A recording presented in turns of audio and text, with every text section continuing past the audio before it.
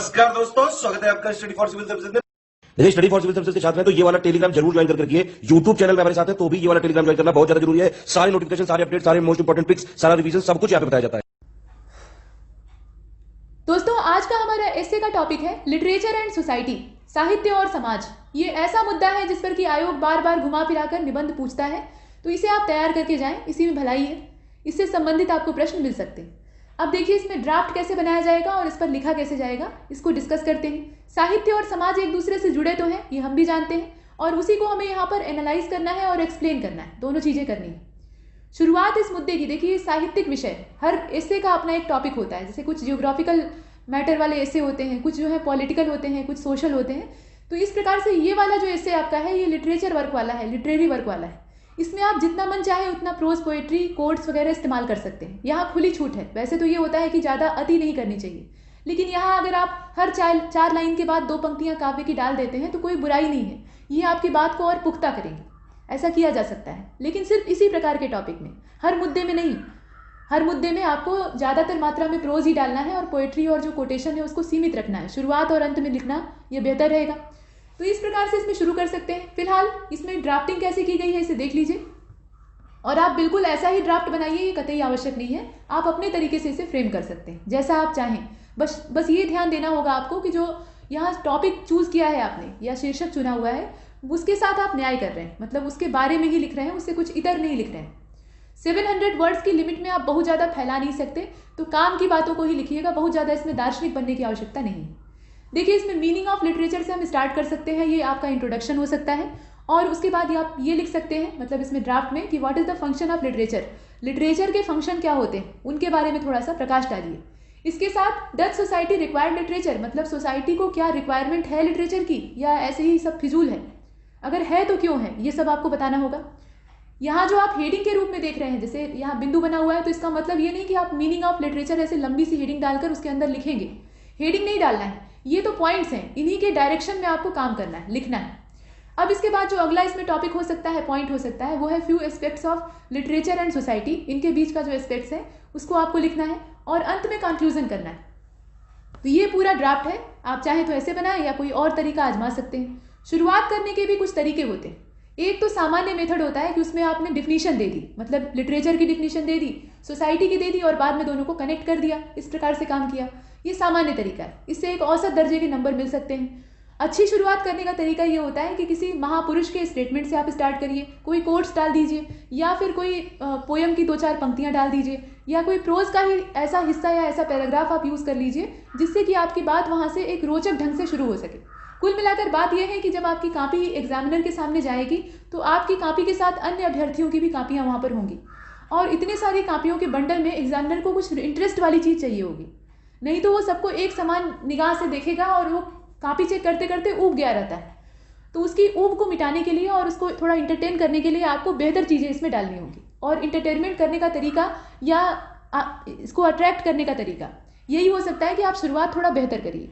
अब देखिए इसमें कैसे लिखा जा सकता है। तो we all know that literature mirror society, मतलब लिटरेचर जो है वो सोसाइटी को क्या करता है, एक दर्पण के समान दर्शन कराता है। किस चीज़ का दर्शन कराता है, तो उसकी बुराइयों का, उसकी अच्छाइयों का, उसके गुण का, उसके दोष का।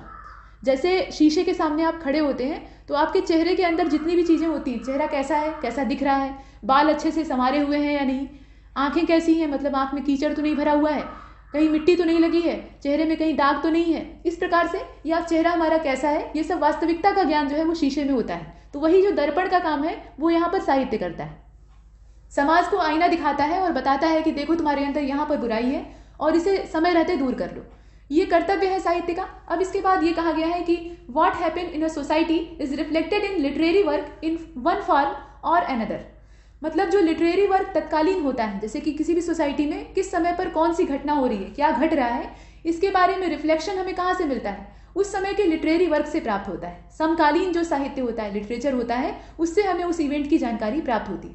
इसके बाद आप इसमें देख सकते हैं कि द लिटरल मीनिंग, मतलब जो लिटरेचर है उसकी लिटरल मीनिंग आपको यहाँ बताई जा रही है। वो क्या है, is the art of written work, मतलब ये क्या है, ये लिखने की कला है। लिटरेचर जो है ये लेखन कौशल है एक तरह का, और इसके डिफरेंट फॉर्म्स होते हैं। कौन कौन से फॉर्म्स होते हैं, तो poetry, prose, plays, stories, fictions, इस प्रकार के अनेकों रूप इसके हो सकते हैं। सिर्फ इतने ही नहीं है, ये तो मुख्य रूप हैं। इसके बाद आप ये भी लिख सकते हैं कि it may also consist of text based on information as well as imagination. मतलब यहाँ पर जो कॉन्सिस्ट होता है या पूरा समेकित रूप होता है वो किस चीज़ का होता है, टेक्स्ट का होता है, लेकिन इसमें इंफॉर्मेशन भी होती है और इमेजिनेशन भी होती है, दोनों चीज़ें होती हैं। साहित्य में दोनों चीज़ें जब एक साथ मिलकर काम करती है तो एक चाशनी बनती है जो कि बहुत मीठी होती है। नेक्स्ट पैराग्राफ में आप कुछ चीज़ें और डाल सकते हैं जिसमें कि कहा गया कि a society is a group of people related to each other through their continuous uninterrupted relations. मतलब इसमें जो कंटिन्यूअस इनका रिलेशन है आपस में, उसके जरिए लोग एक दूसरे से जुड़े रहते हैं और इस प्रकार से समाज बनता है। सोसाइटी की यहाँ पर डिफिनीशन दी गई। और इसके बाद आप इसमें ये भी लिखा हुआ देख रहे हैं कि it is also a group of like minded people largely govern by their own norms and values. मतलब इनके अपने ओन नॉर्म्स होते हैं, अपनी वैल्यूज़ होती हैं ह्यूमन सोसाइटी की, और उसी के आधार पर ये अपना जीवन यापन करते हैं। पूरा लोगों का एक जत्था होता है, एक समूह होता है जिनकी आदतें आपस में मिलती जुलती होती हैं। समाज के भी अलग अलग पहलू, अलग अलग रंग होते हैं। तो एक समाज का जो धड़ा या हिस्सा होता है उसके अंदर एक जैसी आदतें या एक जैसी क्वालिटीज़ पाई जाती हैं। जो दूसरा हिस्सा होता है वो इनसे अलग थलग होता है और उसके अंदर दूसरे तरह की आदतें होती हैं। और ये आवश्यक नहीं है कि दोनों एक दूसरे की जो हैबिट्स हैं या एक दूसरे की जो वैल्यूज़ हैं उनका सम्मान करें, ये बिल्कुल नहीं हो सकता। समाज के भी विभिन्न वर्ग होते हैं और उनमें भेदभाव होता है, ये पहले से चला आ रहा है, तो वो चीज़ें हैं। इसके साथ आप ये लिख सकते हैं कि is characterized by the pattern of relationship between individuals who share cultures, traditions, believes and values etcetera. मतलब यहाँ पर जो शेयरिंग होती है वो किस चीज़ की होती है, तो कल्चर्स की होती है, ट्रेडिशंस की होती है, बिलीव्स की होती है, वैल्यूज़ की होती है। इन सब के मामले में जो पैटर्न है उन्हें हम देखते हैं। ये तो आपने सोसाइटी की डिफिनीशन दी। अब इतनी लंबी डिफिनीशन आप दें या ना दें उससे कोई फर्क नहीं पड़ता है। आप चाहें तो इस पैराग्राफ को स्किप भी कर सकते हैं, क्योंकि यहाँ हमें किसी चीज़ की डिफिनीशन नहीं देनी है, बल्कि दोनों के बीच का जो तालमेल है, दोनों के बीच की जो रिलेशनशिप है उसको हमें दर्शाना है। इसके बाद नेक्स्ट पैराग्राफ में ये कहा गया है कि if one look at the history of society one will find that the nature of different societies has gone through changes from palaeolithic period to the present age of information technology. मतलब पहले का जो समय था, Palaeolithic period यानी एकदम जो पाषाण युगीन समय था, पूरा पाषाण काल का समय था, उस समय के दौर से अगर हम चलते आए आगे की ओर तो हम देखेंगे कि जो प्रेजेंट एज इंफॉर्मेशन टेक्नोलॉजी की है यानी सूचना प्रौद्योगिकी का पूरा जमाना है, इस समय तक आते आते सोसाइटी में बहुत तरह के चेंज होते हैं। डिफरेंट एक सोसाइटी से डिफरेंट सोसाइटीज़ बनती हैं और ये जो सोसाइटीज़ बनती हैं इनके अंदर अलग अलग मैनर होते हैं, अलग अलग वैल्यू और भिन्न भिन्न नॉर्म्स होते हैं। तो ये चेंज समय के साथ आते हैं और इन्हें हम देखते हैं। इसके बाद आप इसमें ये भी लिख सकते हैं कि the peoples living style, faith, believes, culture etcetera, ये सब चीज़ें क्या हैं, ये चेंज होती हैं। मतलब चेंजेस किस इलाके में आते हैं, किस दायरे में आते हैं, ये आपको लिखना था। तो लिविंग स्टाइल जो है लोगों का चेंज होता है। मतलब आप पैलियोलिथिक इरा में देखिए तो गुफा मानव रहता था, उसे किसी ढंग या सहूर नहीं था। उसके बाद वो पका कर खाना सीखता है, आग का आविष्कार होता है, चक्के का आविष्कार होता है, मतलब गाड़ी वगैरह का आविष्कार हो गया, बस्तियाँ बसा कर रहने लगा, खेती करने लगा, खेती से फिर नगर बसे, नगर के बाद सभ्यताएं डेवलप हुई, सभ्यताओं के बाद फिर बड़े बड़े जो ग्रंथ हैं उनकी रचना हुई। इस प्रकार से डेवलपमेंट होता गया। तो ये चीज़ें हैं। इसके बाद आप ये भी लिख सकते हैं कि have never remained uniformly constituents. मतलब इसमें जो कंसिस्टेंसी है वो लगातार एक जैसी चलती रहे, एक समान सतत रूप से चलती रहे, ऐसा नहीं हो सकता है। तो with the passage of time, owing the changes taking place in environment and with emergence of new technologies, we observe that the society have not remained stubborn with regard to their norms and values। मतलब जो society है वो जिद्दी बनकर नहीं रह सकती। ऐसे नहीं कि एकदम जिद्दी मिजाज की है कि हमने जो पहले कल्चर अपनाया हुआ था, पहले हम जैसे रहते आ रहे थे वैसे ही हम अभी भी रहेंगे, ये नहीं हो सकता। और जो ऐसे जिद करता है वो टिक नहीं पाता, उस प्रकार के लोग नष्ट हो जाते हैं। प्रकृति का नियम है परिवर्तन, और जो परिवर्तन नहीं करता है, अपने आप को समय के साथ परिवर्तित नहीं करता है, वो टिक नहीं पाता। तो इसलिए हम लोग जिद्दी बनकर नहीं रह सकते और ऐसा होता भी नहीं है। तो नॉर्म्स और वैल्यूज़ जो है वो भी चेंज होते हैं। The reflection of which can be found in the different form of literature. और ये जो रिफ्लेक्शन है ये हमें कहाँ दिखाई देता है, जो लिटरेचर के डिफरेंट फॉर्म्स हैं उसमें दिखाई देता है। अगर हमें पुराने समय की जानकारी चाहिए तो उस समय का जो साहित्य है, उस समय का जो लिटरेचर है वो हमें पढ़ना होगा, तभी हम उस समय के बारे में जान पाएंगे। जैसे कल्हड़ की राज तरंगिणी को आप पढ़ते हैं तो उससे जो कश्मीर के डायनेस्टीज़ हैं, मतलब रॉयल डायनेस्टीज़ वहाँ की हैं, उनका पूरा सीक्वेंस वाइज हिस्ट्री हमें जानने के लिए मिलता है। ऐसे ही मुगल इरा के बारे में आपको जो उस समय की किताबें हैं उससे जानकारी प्राप्त होती है। या तहकीक हिंद आप पढ़ते हैं तो उस समय अलबरूनी के समय का जो भारतवर्ष था या मध्यकालीन जो भारत था वो कैसा था, इसके बारे में इंफॉर्मेशन प्राप्त होती है। आप मेगस्थनीज की इंडिका पढ़ते हैं, वो भी तो एक साहित्य ही है, तो उससे मौर्यकालीन प्रशासन और उस समय की जानकारी प्राप्त होती है। चाणक्य का अर्थशास्त्र है। ऐसी न जाने कितनी किताबें हैं, रामायण, महाभारत, पुराण, वेद, ये सब समकालीन ही तो हैं, उस समय की जानकारी देते हैं। ऐसा नहीं है कि जो लिखने वाला लेखक है वो उस समय की जानकारी देने के उद्देश्य से ही उस ग्रंथ को लिखता हो। जैसे आप अगर देखें तो जो पतंजलि का महाभाष्य है, इसके अलावा अगर आप देखें तो कौटिल्य का अर्थशास्त्र है, तो इन सब का विषय अलग है। जैसे अर्थशास्त्र एक राजनीति का ग्रंथ है, अर्थशास्त्र उसका नाम है, तो आर्थिक स्थिति से उसका कोई संबंध नहीं है, राजनीति का ग्रंथ है। अब राजनीति का संबंध किसी इतिहास से नहीं हो सकता, हालांकि इतिहास का उसमें समावेश होता है, लेकिन तत्कालीन परिस्थितियों से वो प्रभावित होता है। इसके बाद आप आगे लिख सकते हैं इसमें और चीज़ें, जैसे कि कालिदास का यहाँ जिक्र किया गया है। तो Kalidas great poet ever born in Indian history, ये महान कवि थे संस्कृत भाषा के, संस्कृत में इन्होंने अनेक नाटकों की रचना की। तो इसमें आप देख सकते हैं कि कहा गया कि can be found in different form of literature, और Kalidas great poet ever born in Indian history is first afraid of the uncertain attitude of the people, मतलब ये लोगों के जो अनसर्टेन एटीट्यूड था उससे एफरेड थे, यानी भयभीत थे। But then reads his own pictures point of views, मतलब उनके जो दृष्टिकोण थे, पॉइंट ऑफ व्यूज थे, और उनकी जो अपनी पिक्चर थी, that provide us union of old and the new.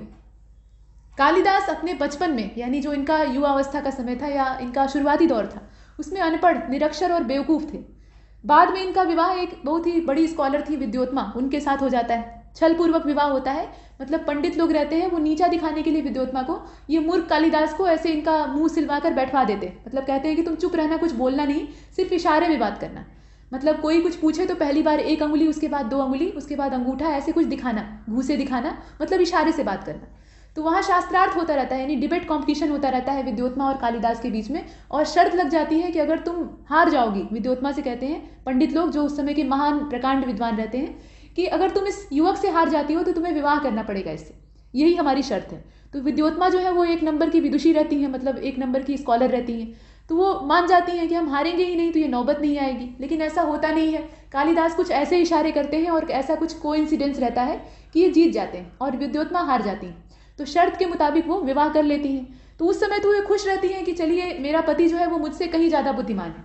लेकिन बाद में जब इनका भेद खुलता है, मतलब ये ऊँट को उष्ट्र की जगह पे उट्र कहने लगते हैं, तो यहाँ विद्योत्मा को बहुत गुस्सा आता है। वो तुरंत समझ जाती हैं कि ये 1 नंबर का मूर्ख है, और उसके बाद इन्हें धक्के मारकर घर से निकाल देती हैं। तो ये सुसाइड करने जाते हैं, लेकिन इनकी बुद्धि उस समय उपजती है। लोग कहते हैं कि माता सरस्वती इन्हें दर्शन देती हैं और उसके बाद कर्म करने की प्रेरणा देती हैं कि मरना कोई विकल्प नहीं होता है, तुम अभ्यास करो, अभ्यास से विद्या आती है। और ये खूब अभ्यास करते हैं और संस्कृत के प्रकांड विद्वान बनते हैं। तो इस प्रकार से कालिदास का जो लिटरेचर है उससे हमें समकालीन जो शासक हैं उनकी जानकारी मिलती है। जैसे मालविका अग्निमित्र है, तो मालविका और अग्निमित्र इनकी जानकारी प्राप्त होती है। पुष्यमित्र शुंग काल की जो जानकारी है वो मिलती है।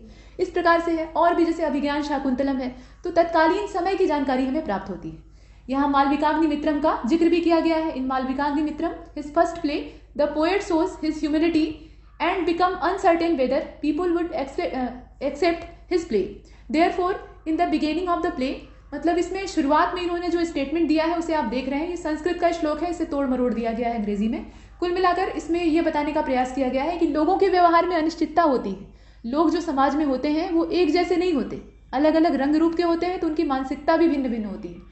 तो इनके बीच में तालमेल बिठाना ये किसी भी साहित्यकार या लेखक के लिए बड़ा ही दुरूह कार्य होता है, और इसमें जो सफल हो जाता है वो एक जनप्रिय लेखक बनकर उभरता है, ऐसा कालिदास का मानना था।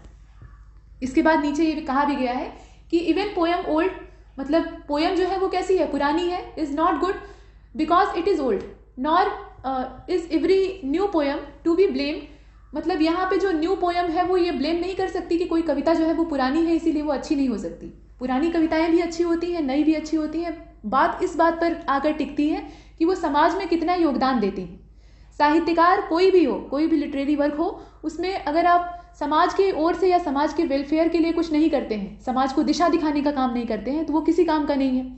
और आजकल के जो साहित्यकार हैं, जो भी लिटरेरी वर्क इस समय का हो रहा है या जो भी लिटरेचर रचा जा रहा है, उसमें यही खामी है। वो समाज को दिशा नहीं दिखा रहे हैं, बल्कि नेताओं के तलवे चाट रहे हैं या किसी बड़े जो प्रकाशक हैं या प्रकाशन करने वाले संस्थान हैं उनकी चाटुकारिता कर रहे हैं। वो सम्मान के लालच में पड़े हुए हैं, पैसे के लालच में पड़े हुए हैं। उन्हें इस बात से कोई फर्क नहीं पड़ता कि मेरा जो लेखन है वो क्या रंग लाता है या उससे क्या शिक्षा प्राप्त होती है। तो इस प्रकार का रचने वाला कोई नहीं रह गया है। इसके बाद in other word everything old is not bad, मतलब वही चीज़ यहाँ दोहरा दी गई है नीचे कि इन अदर वर्ड यानी दूसरे शब्दों में कोई भी चीज़ अगर बूढ़ी है यानी पुरानी है तो वो खराब नहीं है। Nor is everything new bad, और नहीं कोई नई चीज़ एकदम से खराब है। यहाँ पर किसी को भी एकदम एक्सट्रीम घोषित कर देना कि ये एकदम से खराब है या एकदम से अच्छी है, ऐसा कुछ नहीं होता। नई जो साहित्यिक रचनाएं हैं या लिटरेरी वर्क है, उसके अंदर भी अच्छाइयाँ हैं और जो पुरानी चीज़ें हैं उसके अंदर भी हैं। जो अच्छाइयाँ हैं उतना ही समाज को ग्रहण करना चाहिए, जो बुराइयाँ हैं उनको छोड़ देना चाहिए। इसके बाद ये भी लिखा जा सकता है कि the respect of literature to we notice that it has remarkably gone through changes with regard to its theme and style. इसके बाद ये चीज़ें हैं कि the subject of literature has been changing as they cover multiple sphere of the life and society. मतलब इसके जो subject हैं लिटरेचर के, वो भी समय के साथ बदलते हैं। उसमें भी लाइफ के अलग अलग स्पेयर्स, सोसाइटी का पूरा ढांचा, समय काल, इसका परिवर्तन होता है तो भिन्नता आती है।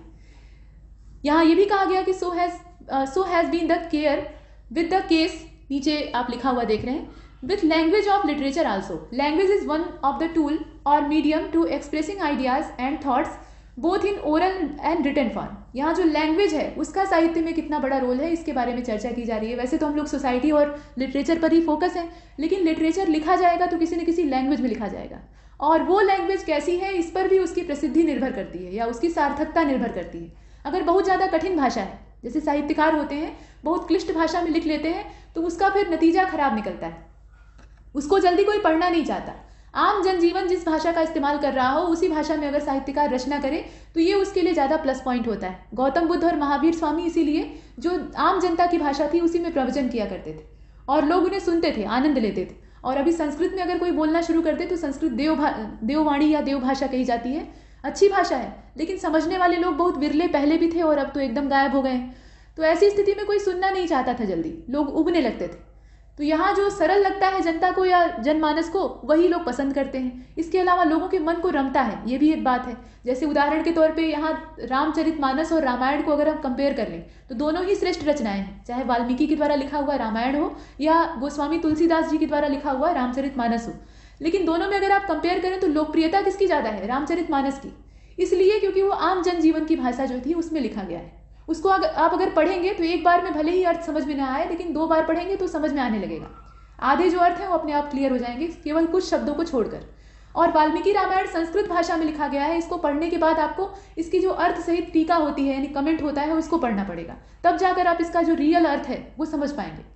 यही समस्या होती है। तो साहित्य को आम जनता की भाषा में ढला हुआ होना चाहिए, ये एक चीज़ है। अब इसके बाद कुछ जो लेटेस्ट यहाँ रचनाएं हैं उनका जिक्र किया गया है, जैसे कि यहाँ तस्लीमा नसरीन की जो लज्जा है, इस प्रकार की जो रचनाएं हैं इनका विरोध होता है समाज में, क्योंकि ये किसी खास मुद्दे को टारगेट बनाकर लिखी जाती है और इसके अंदर सामाजिक बुराइयों का भी ब्यौरा दिया जाता है और थोड़ी सी अश्लीलता का भी पुट कहीं देखा जाता है। तो इससे समाज में इसका विरोध होता है। तो इनका भी पब्लिकेशन हुआ है और इनका अपना तरीका है। तो कुल मिलाकर कहने का तात्पर्य यह है कि साहित्य किसी भी प्रकार का हो, लेकिन उसके अंदर फूहड़पन नहीं होना चाहिए। और आजकल के जो साहित्यिक रचनाकार हैं या साहित्यकार जिन्हें कहा जाता है, उनमें यही खामी है। वो अपनी प्रसिद्धि को बटोरने के लिए या तो एकदम से तलवे ही चाटेंगे, चापलूसी ही करेंगे, और नहीं तो एकदम निर्द्वंद होकर जब लिखना शुरू करेंगे तो कुछ ऐसा लिख देंगे जो कि समाज के विपरीत हो, उसके अंदर लज्जा नाम की कोई चीज़ नहीं हो, इस प्रकार की रचना कर लेंगे। तो ऐसी रचना से बचना और ऐसी रचनाओं को अपने समाज में न आने देना, यही समाज की बुद्धिमानी है। वैसे अगर ध्यान दिया जाए, यहाँ पे उन चीज़ों का ब्यौरा नहीं दिया गया है, इसे आप देख लीजिएगा। इसमें अगर ध्यान दिया जाए तो जो साहित्य होता है उसमें पहले के साहित्यकारों ने काफ़ी अच्छा रोल प्ले किया है। जैसे बिहारी, कवि बिहारी को आप देख लीजिए, उनके दोहे बहुत ज़्यादा फेमस हैं। तो उन्होंने उस समय के राजा थे और उन्हें मार्गदर्शन करने वाला कोई व्यक्ति नहीं था। जो जितने भी उसके दरबारी थे राजा के, वो उन्हें बता नहीं पा रहे थे कि आप रास रंग में डूबे हुए हैं और राज्य डूबा जा रहा है। तो बिहारी ने वहाँ पर एक कविता लिखकर अपने महाराज को सचेत किया, जबकि वो उनके दरबारी कवि थे और उनके गुस्से के शिकार हो सकते थे इस प्रकार के दोहे लिखने पर, लेकिन उन्होंने इसकी परवाह नहीं की, अपने राजा को कर्तव्य बोध कराया। उसके बाद आप देखें तो जो आज़ादी का समय था, मतलब देशभक्ति का पूरा दौर चल रहा था, हर जनजीवन जो था वो देशभक्ति के रंग में रंगा हुआ था। तो उस समय जितने भी साहित्यिक रचनाएं होती हैं उस पर इसका प्रभाव दिखाई देता है। लेखकों की प्रिंटिंग प्रेस, उनकी प्रतियां, उनकी किताबें सब जब्त कर ली जाती हैं, उनकी कलम पर पूरी तरह से पाबंदी लगा दी जाती है। वो अपने ओरिजिनल नाम से लिख नहीं पाते हैं, लेकिन उसके बावजूद वो लिखने से नहीं चूकते हैं, मतलब अंग्रेज़ों के खिलाफ लिखने से नहीं चूकते हैं। इस प्रकार के देशभक्त साहित्यकार हुआ करते थे। आज़ादी के बाद भी देखें तो रामधारी सिंह दिनकर जी को अगर देखा जाए तो वो नेहरू जी के साथ उन्हीं के पॉलिटिक्स में थे, मतलब उन्हीं के धड़े में थे, कांग्रेस पार्टी से संबंध रखते थे। लेकिन जब उन्होंने देखा कि नेहरू जी का नेतृत्व यहाँ लचर दिखाई दे रहा है, ऐसा नहीं है कि नेहरू जी के अंदर योग्यता नहीं थी, योग्यता ढेर सारी थी, लेकिन जो तत्कालिक निर्णय उन्हें लेने चाहिए थे, कठोर निर्णय लेने चाहिए थे, उसके मामले में थोड़ा सा लचर होते हैं। तो वहाँ पर वो अपना आक्रोश अपनी कविता हिमालय के माध्यम से जाहिर करते हैं। और हिमालय नाम की जो उनकी कविता है उसमें वो लिखते हैं कि रे रोक युधिष्ठिर को ने यहाँ, जाने दो उनको स्वर्ग धीर, फिरा हमें गांडीव गदा, लौटा दे अर्जुन भीमवीर, कह दे शंकर से आज करें वे प्रलय नृत्य फिर एक बार, सारे भारत में गूंज उठे हर हर बम का फिर महोच्चार। तो इस प्रकार से वो कहते हैं कि युधिष्ठिर को यहाँ पर मत रोको, उन्हें जाने दो, क्योंकि वो युद्ध नीतियाँ जानते तो हैं लेकिन लड़ना नहीं जानते हैं। हमें अर्जुन और भीम जैसे वीर योद्धा चाहिए जो कि हमारे समाज को एक नई दिशा दे सकें, और जो हमारे पड़ोसी हमारी ओर आंख दिखाने का प्रयास कर रहे हैं उनकी आंखों को समय रहते बंद कर सकें, फोड़ सकें, ऐसा कड़ा प्रत्युत्तर उन्हें दे सकें। इस प्रकार के गांडीव और गदाधारी अर्जुन और भीम जो हैं उन्हें हमें वापस चाहिए, उसी को वापस करो। और भगवान शिव से कहो कि वो एक बार फिर अपना प्रलय नृत्य करें और अपनी जो तंद्रा है उसको तोड़ें। ये हिमालय नाम की कविता थी, तो हिमालय को संबोधित करते हुए कहा गया था। कैलाश पर्वत हिमालय पर ही है, तो उनसे कहा गया कि भाई कैलाश पर्वत पर बैठे हुए जो महादेव हैं उनको ये संदेश भेज दीजिए कि वो अपनी जो ध्यान लीला है उसको तोड़कर एक बार फिर से तांडव नृत्य करें, ताकि संसार में जितने भी पापी हैं वो नष्ट हो जाएं। पापी का मतलब इधर पाकिस्तान और उधर चीन, इस प्रकार से। तो दिनकर जी ने ये कविता लिखी और लोग कहते थे कि युधिष्ठिर मतलब नेहरू जी को कहा गया था। तो इस प्रकार की आलोचना करने से भी कवि चूकते नहीं थे। इसके अलावा आप माखनलाल चतुर्वेदी का जिक्र ले सकते हैं, और बहुत सारे कवि हैं, हजारी प्रसाद द्विवेदी जी हैं, इसके अतिरिक्त मैथिली शरण गुप्त जी हैं, तो जो राष्ट्र कवि हैं उनका आप उल्लेख कर सकते हैं। इसके अलावा सुभद्रा कुमारी चौहान जी की एक कविता है, ये कवित्री थी, झांसी की रानी वाली जो कविता इनकी बुंदेले हर बोलों के मुंह, उससे फेमस हुई थी। इनकी एक कविता है वीरों का कैसा हो वसंत, तो उसमें उन्होंने एकदम जो अंतिम पंक्तियां लिखी हैं उसमें लिखा है, जो आधुनिक कवि है उसकी लेखनी पर अफसोस जाहिर किया है और कहा है कि भूषण अथवा कवि चंद नहीं, बिजली भर दे वह छंद नहीं है, कलम बंधी स्वच्छंद नहीं है, फिर हमें बतावे कौन हंत, वीरों का कैसा हो वसंत। तो इस प्रकार से उन्होंने जो पूरी पंक्तियां लिखी है उसको आप इसमें डाल सकते हैं। तो कहने का मतलब ये है कि ये जो लेखनी आपने देखी, इतना सारा इसमें लिखा हुआ देखा और अंत में कंक्लूजन देखा, तो इसे आप थोड़ा रोचक बना सकते हैं, बीच बीच में पोएट्री डाल सकते हैं अपनी बात को सिद्ध करने के लिए। और ये विषय भी ऐसा है कि इसमें यथोचित मात्रा में इस्तेमाल किया जा सकता है। तो इसमें इतना ही, और तब तक के लिए नमस्कार।